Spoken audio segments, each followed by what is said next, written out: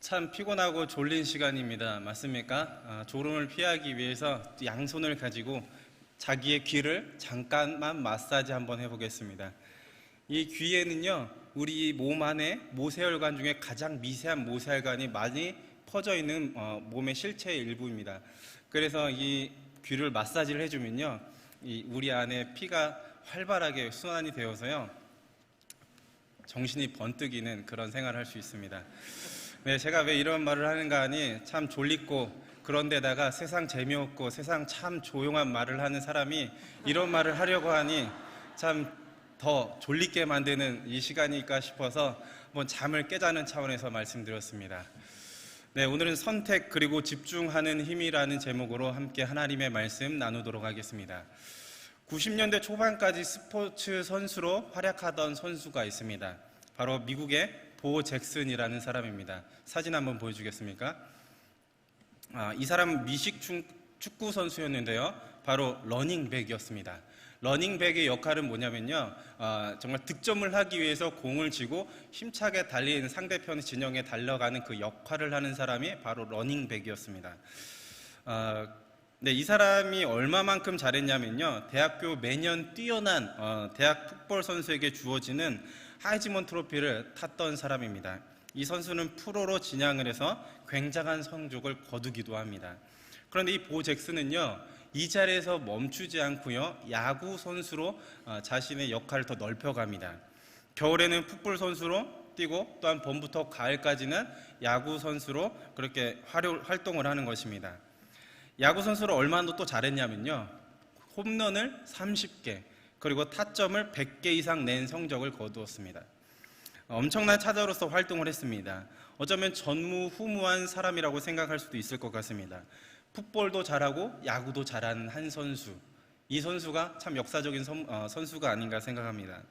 그런데 나중에 보면요, 마이클 조던이라고 하는 역사상 가장 뛰어난 농구 선수라고 불리우는 이 선수도 자신이 가장 잘할 때에 그 농구 선수로서 그 역할을 내려놓고 은퇴를 하고요, 야구 선수로 활동을 했지만 메이저리그에 진출하지 못하고 마이너리그에서 활동을 하다가 다시 농구로 전향을 하게 됩니다. 한 가지 스포츠에서 잘하는 것도 힘들지만 두 가지 스포츠에서 잘하는 건 더더욱 힘듭니다. 아니, 거의 불가능한 일이라 생각할 수 있을 것 같습니다. 그런데 대부분 스포츠 선수는요, 자신의 주 종목만을 잘하려고 합니다. 최선을 다하죠. 왜 그렇습니까? 왜 그러냐면 하나라도 잘하는 것이 낫겠다라고 생각하지 않겠습니까? 하나를 열심히 최선을 다해 한다 할지라도 1등이 되는 것은 참 쉽지 않습니다. 어렵습니다. 그런데 제가 지금 말씀드린 보 잭슨은 한 가지만 잘하는 것이 아니라 두 가지 스포츠에서 이름을 떨친 사람이었습니다. 그런데 여러분 가만히 생각해 보면 모든 것을 잘할 수 있는 사람은 거의 없는 것 같습니다. 아니, 없다고 해도 무관할 것 같습니다. 자신이 잘하는 것이 무엇인지 그것을 우리가 잘 선택해야만 합니다. 은사와 선물을 영어로 기프트라고 합니다. 하나님이 주신 선물, 그것이 은사이고 하나님이 주신 은사가 우리에게 선물인 것입니다. 하나님은 다 각기 다른 은사를 주십니다. 여기 계신 성도님들 한 분 한 분에게 같은 종류의 같은 특징을 가지고 있는 은사, 선물을 주시는 것이 아니라 각기 다 다른 은사와 선물을 주셨다라는 것입니다. 어떤 사람은 찬양을 잘하면 어떤 사람은 말하기를 잘하고, 어떤 사람은 운동을 잘하면 어떤 사람은 뒤에서 보이지 않게 헌신을 잘합니다. 어떤 것 하나가 중요한 것이 아니라 모든 것이 중요하다라는 것입니다. 그런데 가만히 살펴보면 우리 주위에 저 사람은 부족한 게 뭐지? 라고 생각되는 그런 사람들이 있습니다. 맞습니까? 우리 주위에 없습니까? 네, 정말 우리 주위에 사실 가만히 살펴보면 참 부족한 게 없는 것처럼 보이는 듯한 그런 사람이 참 많이 있는 것 같습니다. 그런데 그런 사람을 보시면서 참 부럽다라는 생각 한 번쯤 해보셨을 것입니다. 저도 해봤습니다. 많이 했습니다. 그런데 그런 생각하지 마시기 바랍니다. 중요한 것은 내게 주신, 하나님께서 내게 허락해 주신 그 선물, 그 은사를 내게 집중해서 그것에 감사해서 그 은사를 활용해서 하나님께 잘 사용받는 것이 중요한 것이지, 날마다 저 사람 참 저것이 잘하는데 부럽다, 나도 저 능력 가졌으면 좋겠다, 그런 생각을 가지는 것은 참 무의미한 생각이라 생각되어집니다. 그런데 오늘 성경에 보니 예수님을 사랑한 한 여인과 그의 자매가 등장하고 있는데요, 오늘 성경의 이야기는 예수님으로 인해 만족한 여인의 이야기입니다. 물론 마르다도 결코 나쁜 사람은 아니었습니다. 사실 참 훌륭한 사람입니다. 그런데 오늘 본문의 목적은 마리아가 훌륭하냐, 마르다가 훌륭하냐, 그런 내용을 다루는 것이 아닙니다. 여러분, 마르다가 필요합니까? 아니면 마리아가 필요합니까? 누구 하나가 필요한 것이 아니고 성경의 이야기를 끌어가려면 둘 다 필요한 것입니다. 교회 학교 교사는 필요 없습니까? 다 필요합니다. 교회 안에서 모여서 마르다처럼 열심히 일하고 헌신하지 말라는 것이 아닙니다. 예수님 앞에서 말씀이나 듣고 그냥 늘 하나님의 말씀에 집중만 하자, 그런 이야기도 아닙니다. 오늘 본문의 이야기는 마르다냐 마리아냐, 누가 더 훌륭하냐의 논쟁이 아니라 마지막 두 절에서 그 이야기를 이야기하고 있습니다. 오늘 본문 41절 42절을 함께 읽어보겠습니다. 시작.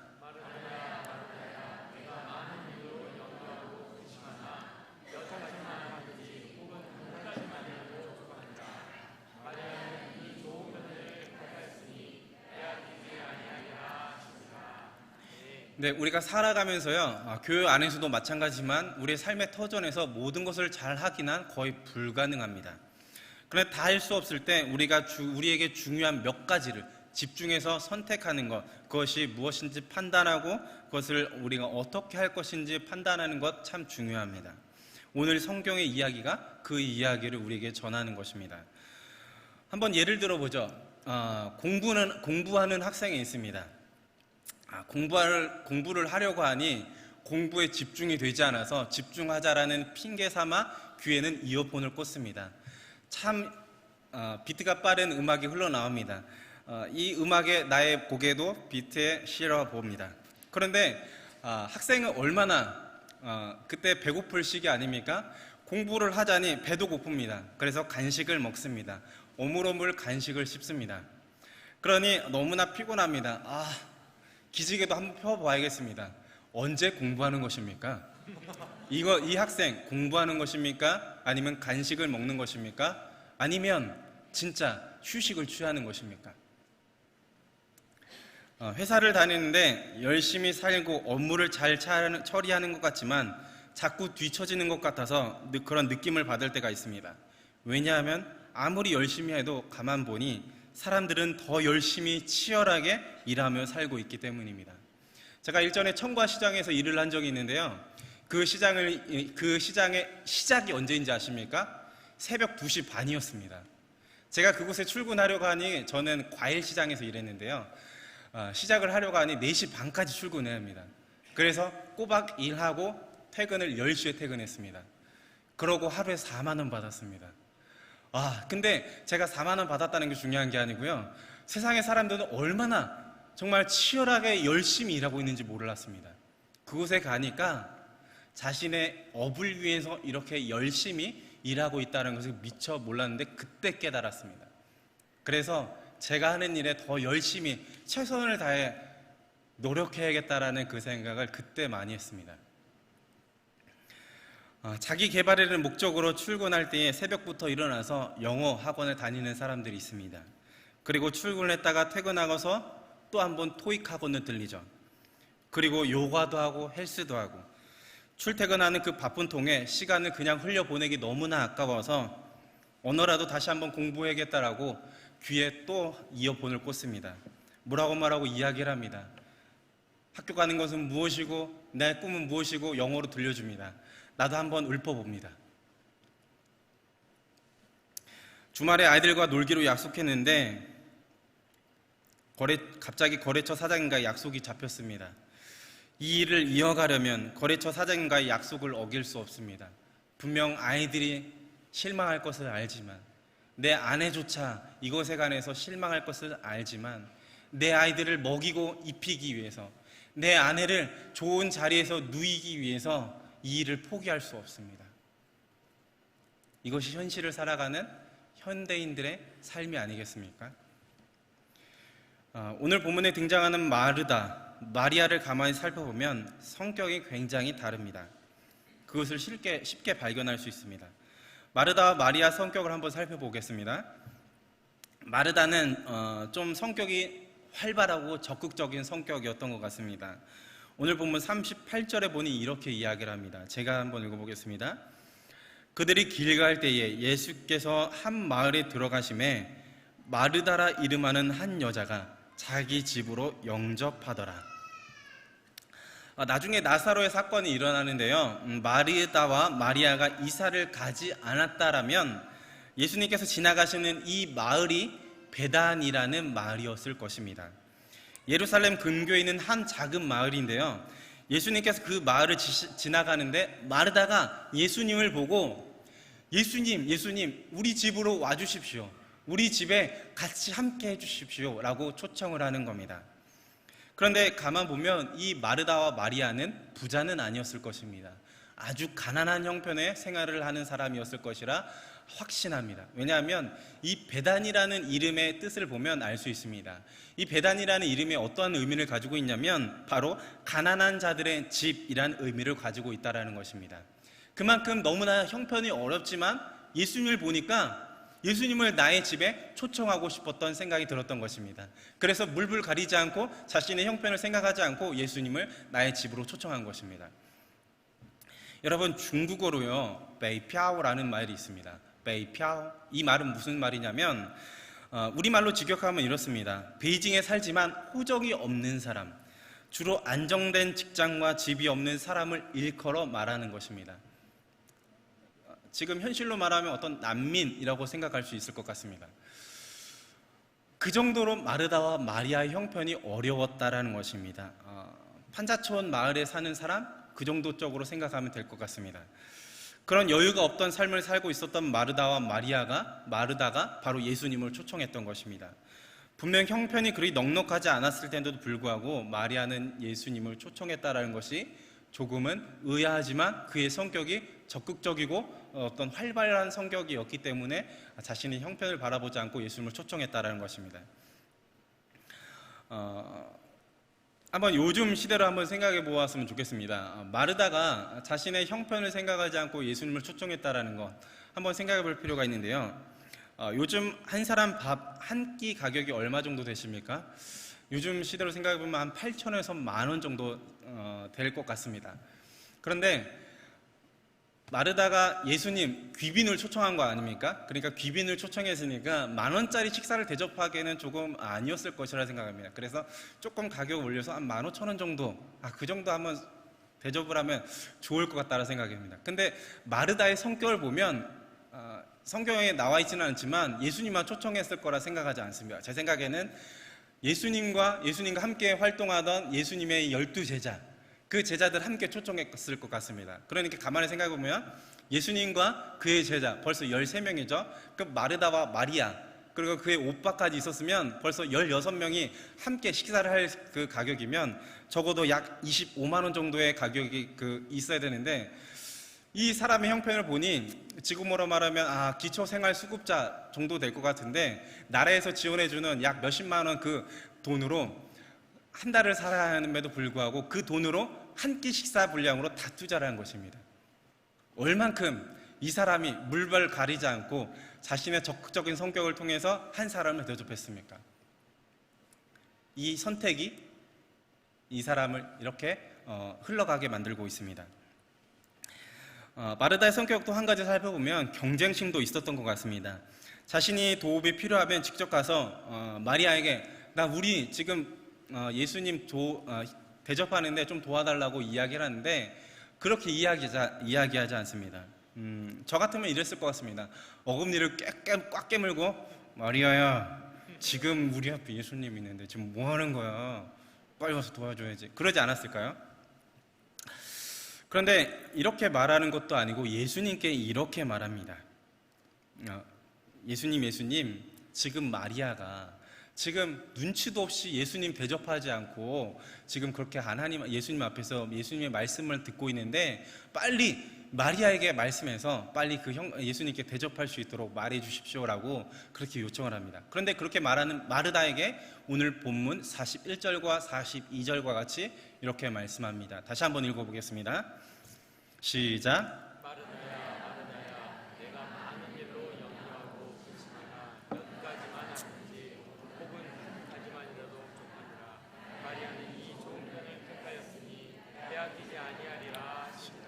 아멘. 오히려 마리아를 칭찬합니다. 마르다야, 마르다야, 지금 마리아는 좋은 것을 선택했어. 그래서 내 앞에서 내 말을 듣고 있지 않니? 그렇기 때문에 마리아는 복이 있어 라고 말하는 것과 같습니다. 여러분, 우리는 이 세상을 살아갈 때 수많은 선택을 하며 살아가고 있습니다. 그런데 그 선택 중에 이 선택은 하지 말았어야 할 그런 선택이 있을 수도 있고요, 이 선택은 하지 못해 아쉬운 그런 선택이 있을 수도 있습니다. 오늘 본문에 등장하는 마르다는 적극적이고 활달한 성격에 예수님을 초청하는 그 선택을 했는지는 모르겠습니다. 그런데 마르다는요, 여기에서 선택의 폭을 확장시키지 못했습니다. 반면에 마리아는 어떻습니까? 마리아는 사실 마르다가 초청한 예수님을 맞이하기는 했지만 그가 어떤 것을 하려고 하진 않았습니다. 그러나 예수님께서 말씀하시는 그 말씀을 듣는 것을 선택을 했습니다. 예수님께서 마르다와 마리아의 집에서 어떤 말씀을 하셨는지는 성경에 자세하게 기록하지는 않지만 적어도 이런 말씀을 하시지는 않았을 것 같습니다. 마르다야, 마르다야, 지금 내가 너희 집에 왔는데 이 집안 꼴이 뭐니? 좀 청소 좀 하고 그러지 않겠니? 라고 말을 하진 않았을 것 같습니다. 적어도 예수님은 하나님 나라의 그 이야기, 천국의 이야기, 하나님 나라의 백성으로서 살아가야 할 그 지침들을 자세하게 이야기해 주지 않았겠습니까? 성도님들은 어떤 선택을 하며 살고 계십니까? 정말 좋은 선택을 해서 옆에 계신 좋은 남편, 좋은 아내, 좋은 선생님, 좋은 친구를 두고 계시지 않습니까? 네. 좋은 선택을 해서 좋은 교회, 아름다운 교회, 정말 나의 영을 정말 건강하게 세울 만큼 좋은 교회를 선택해서 지금 예배 드리고 계시지 않습니까? 다시 한번요. 좋은 선택을 해서 정말 나의 좋은 아내, 나의 좋은 남편, 나의 좋은 선생님, 그런 좋은 선생님을 나의 옆에 두고 계시는 삶을 살아가고 있지 않습니까? 좋은 선택을 해서 정말 나의 좋은 교회, 이 교회 때문에 나의 영이 살아나고 하나님을 바라보게 만들고 하나님을 더욱더 뜨겁게 사랑하게 만들고 더욱더 뜨겁게 예배하게 만드는 그런 아름다운 교회를 우리가 하나님께서 허락해 주셔서 이 예배 공동체 안에서 하나님을 예배하게 만드는 이 교회를 선택하지 않았습니까? 여러분, 이렇게 좋은 선택은 우리의 삶을 바꾸게 하는 귀한 선택일 수 있습니다. 서두에 말씀드린 보 잭슨이라는 선수처럼 자신이 아무리 능력이 있을지라도 그의 선택의 폭을 넓히지 않았다면 그 보 잭슨은 명예로운 이름을 거둘 수 없었을 것입니다. 마리아도 주님 앞에 말씀 듣기를 선택하지 않았다면 예수님의 칭찬을 들을 수 없었을 것입니다. 우리 또한 아버지께로 나오기로 선택하지 않았다면 지금 이 시간 하나님을 바라보며 하나님께 예배하는 것을 우리가 경험할 수 없었을 것입니다. 여러분, 우리는 지금까지 그렇게 살아왔던 것처럼 우리의 삶의 여정 가운데 계속해서 선택을 하며 살게 될 것입니다. 그 선택의 여정 가운데 정말 좋은 선택, 귀한 선택을 통하여서 우리의 삶이 영화로운 삶, 하나님께서 기뻐하시는 삶으로 걸어갈 수 있게 되기를 소망합니다. 여러분, TV 광고에도 나왔던 말인데요, 순간의 선택이 평생을 좌우한다라는 그런 말이 있습니다. 아십니까? 네.